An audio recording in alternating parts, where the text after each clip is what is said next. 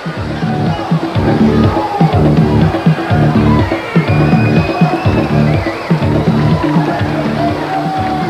everybody, welcome to another exciting production of Caribbean Championship Wrestling, E&G Productions, and we are delighted that you are with us. My name is Hugo Savilovich, and next to me is the man himself, Eddie Grice, and I'm really surprised that you're here with me on tonight's great program. Well, Hugo Savilovich, I don't really want to be here. I had a tough time trying to find somebody doing commentary with me tonight.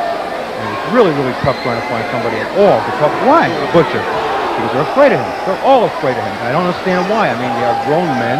But from what I hear, they're afraid of retribution, of vengeance. The man might hit them when they don't know it, you know, or walking down the street, getting into the car. However, I found one man, brave enough to come out here. With us right now?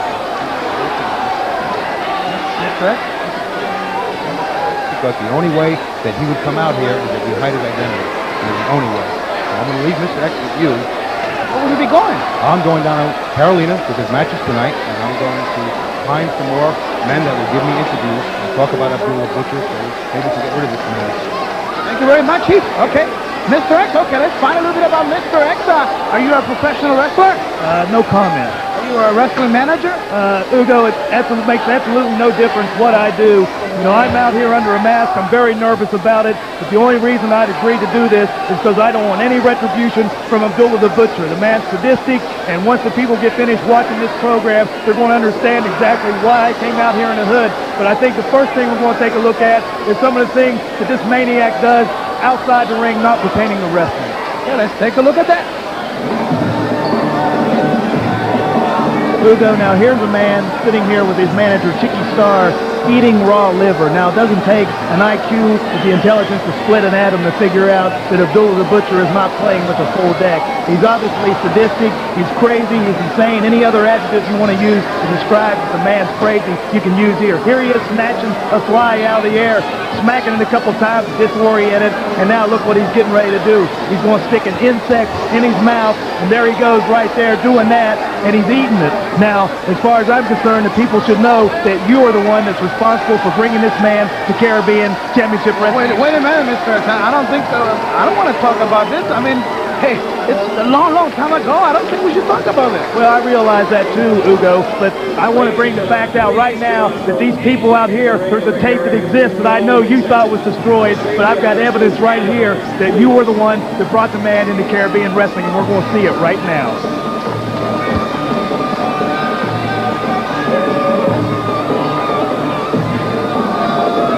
But wait a minute, one second.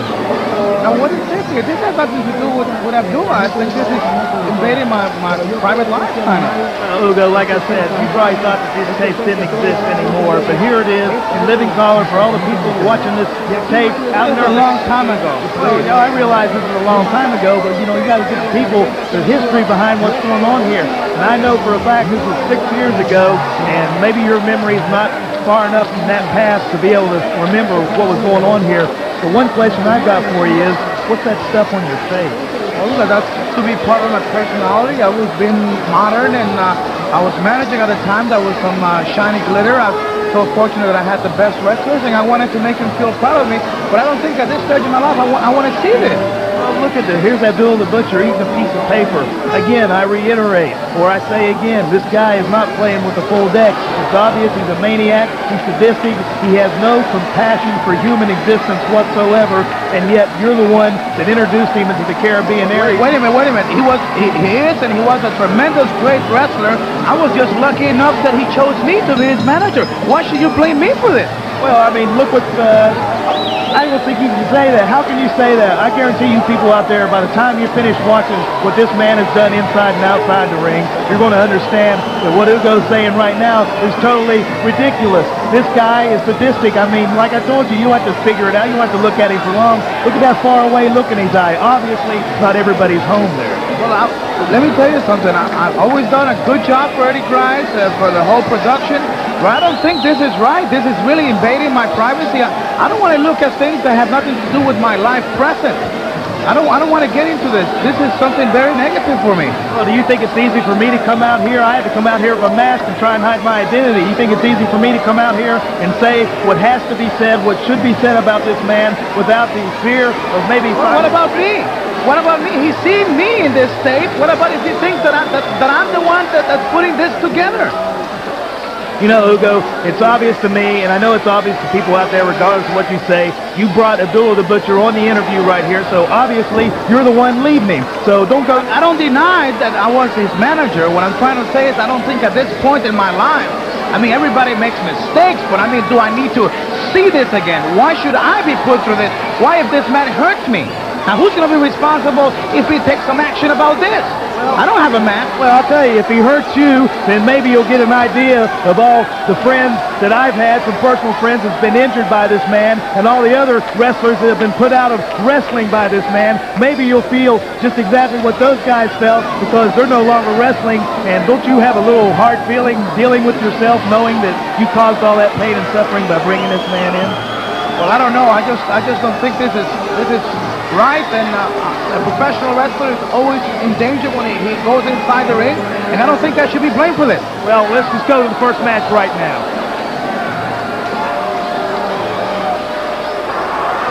Well, now we're taking a look at one of the great battles between Carlos Colon and Abdullah. The only thing wrong here is we're going back to the fact that this is about 1984, and I was still his manager. That's right, Hugo. It was 1984, but by that time, you'd already led him for about 2 years, and he'd injured a heck of a lot of people, and now he's going against the great Carlos Colon, who will probably put him in his place. But still, how can you handle a madman like this, and don't you feel a little responsible for this? Like I said, I was just managing Abdullah. I did not go into the ring, and Abdullah the Butcher, his reputation and his style, it's hurting people. I have never claimed that he didn't do such bad things, but it's a rough sport, and he's one of the kings of professional wrestling. Yeah, but an individual that has a craziness about him like this guy obviously doesn't have a full capacity for the brain to work, so he has to have some kind of guidance to help him along his way. And at this time, you're the manager now. It doesn't take a genius to figure out 2 and 2 makes 4. Look at the bloody battle. Blood on Carlos Colon. A lot of things you also have to mention here is the feud between Colon and Abdullah did not only extend to Puerto Rico now. They hated each other for a long time. Well, you know, Hugo, that's possibly true, but, you know, when you fight a man like Abdullah, and you go in the ring, and you know what he's all about, he's not all there, he's crazy, it kind of drives you to the brink of craziness, too. Well, at that time also, you got to say that some of the people that hated Abdullah, they used to hate me and do damage to me. Here is the commissioner. At the time, Tom Renesta was the commissioner for the Caribbean World Wrestling Council. It's not just Abdullah now hurting the commissioner, it's also Carlos Colon. So they're both animals.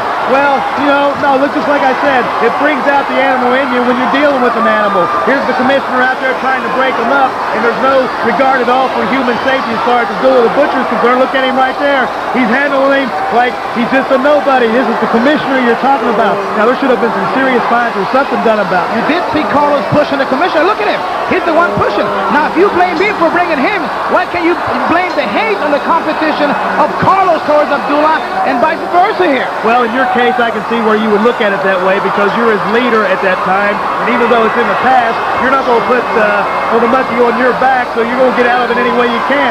The fact of the matter is, he was provoked, Carlos Colon was provoked by Abdullah the Butcher's craziness, and that just provokes both men, and that's the bottom line. Abdullah the Butcher is responsible. Something's got to be done. So it's Carlos. Carlos is also responsible. As you see, we have some problems with the tape at the time. I don't think people were very interested in making sure that this will still be around. I'll tell you the truth, I don't want this to be around myself. Well, you know, Hugo, I've got another piece of video that you probably thought didn't exist anymore that I want to show the people right now. Oh, 1 second. Oh, don't tell me this. Oh. Now, do I have to make any other explanation? Look what he did to Carlos Colon. He just got finished with an interview. He attacked him with the mat. 1 second, Mr. X. Look who's guiding him. But we were enemies. At that time, Carlos and me were enemies. We had a rivalry too. He had already hurt me too, and I was managing Abdullah. And I wanted Abdullah to win. Well, okay, maybe that is true, but look what Abdullah's doing. He's got a fork out there, hitting Carlos and Colon in the head. He's got him wrapped up in the net. There's nowhere he can go. Now, as far as I'm concerned, that's cowardly tactics, and you can justify yourself all you want to, but the people out there know, and I know, that regardless of what you say, you're responsible for that damage. And there you were laughing in the background, too. What do you got to say for yourself? I'm not going to say Well, it was a rivalry. It was surviving here in Puerto Rico. Well, look at this now. There's 2, 3, 4. Looks like 5, 6. It's going to take about 7 men to get him out of here. So now I want to go to another match right now. Okay, now let's talk about this one. Now, this is competition. You talk about the things that Abdullah has done. What about this? What can you say about the biggest man in professional wrestling ever, Andre the Giant? Well, you can say he's an impressive man. There's no question about that. You know, this is the first time I've had a chance to see this match because they hadn't had that many. So here you have the largest man in the world against the most sadistic man in the world, and it should be quite a battle. Abdullah the Butcher, and here you can't say that he is overpowering no one because he's taken on the strongest man in professional wrestling. Andre the Giant, not only the biggest, but undefeated at the time that he took on Abdullah the Butcher. Now this is competition. This is what Abdullah has always wanted. You cannot blame the man for being the vicious, animalistic wrestler that he is. That's just part of his nature. He's Sudanese, he's a wrestling machine, and I was his manager. Well, you know, you were his manager, but still, and he's everything you say is true. I'm not going to dispute that, but still, he's the type of individual that has to have some guidance. Now, as far as Andre the Giant's concerned, a great competitor, and he's so big, 7'4", over 500 pounds. He's just the perfect man to deal with Abdullah the Butcher. Maybe deal out a little of the damage that Abdullah the Butcher has done in the past with your tutelage. Abdullah the Butcher, I don't think he needs no one to do damage. He loves to hurt people with the manager, well the manager. What about Andre the Giant? He's overpowering Abdullah the Butcher here, using all that height, all that weight advantage, and he's all over Abdullah. Now, can you criticize that instinct of Andre the Giant there? You know, I really admire your ability there to try to change the subject, Hugo. The fact of the matter is, that this video... Those headbutts, those chops. Oh, yeah, it's great. I'm enjoying it. I know the people out there are enjoying it, because the fact of the matter is, even though you try to change the subject, this tape is about the viciousness, the sadisticness of Abdullah the Butcher. It has to be brought out in public, in open. I know you're embarrassed to see it, but that's the whole point. Something's got to be done to stop this guy, to stop the game. And look at Andre the Giant. At this time, Andre the Giant was at the best shape of his wrestling career. And I'm pretty sure that people know that a lot of people tried to hurt Abdullah the Butcher, but they were unsuccessful because Abdullah loves to go into competition, to do damage, and not only that, he loves to see blood on his face and in his opponents because it just makes him wilder.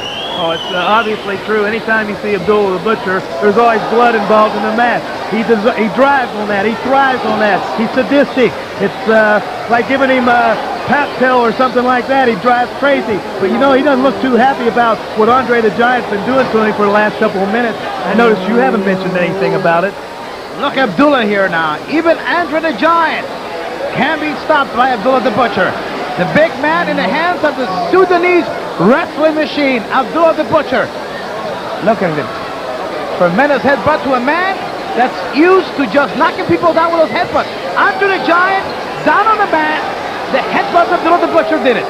You know, to me it sounds like you're still managing Abdullah the Butcher because you're liking everything. No, I respect the ability of professional wrestlers. Regardless of what happened at this given time, you cannot take away the quality in Abdullah the Butcher. That's why all the promoters from all over the world, they want to have him, yet you have to say the truth. Everybody's afraid of him. That's why you have the match too. Oh, absolutely right. I'm not going to dispute that. I said that a couple of times. Everybody's afraid of him. But look at him. You're saying he's a competitor. He was down choking Andre the Giant. He's doing every foul thing he can possibly think of. I'm surprised he hasn't pulled out his fork yet. I'm sure he will. Like I said, I haven't seen the match, but it's obvious to me, and it's obvious to people out there that something's got to be done to stop this guy, and maybe Andre the Giant will just do it right here. I hope so. I know you don't like it. Abdullah the Butcher, a great wrestler, so Andre the Giant. Give credit where credit is due. My main thing here is I did not like the way these matches were presented because it involved a part of my life that